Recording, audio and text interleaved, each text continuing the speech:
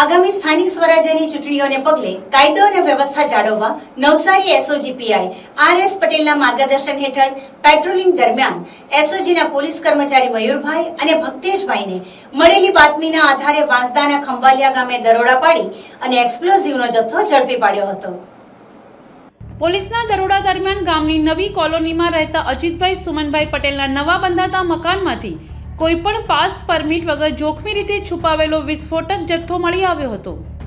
પોલીસે સ્થળ પરથી જિલેટિન સ્ટિક, ઇલેક્ટ્રિક ડિટોનેટર અને દિવેટ સહિત કુલ ₹5,590 નો મુદ્દામાલ જપ્ત કરી આરોપી અજીત પટેલની ધરપકડ કરી છે.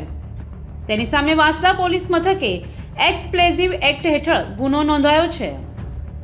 પોલીસ તપાસમાં ચીખલીના બામણવેલનો જીણાભાઈ નાયકા અને સાદર દેવીનો નવાભાઈ નામના 2 શખ્સોના નામ ખુલતા તેમને વોન્ટેડ જાહેર કરાયા છે.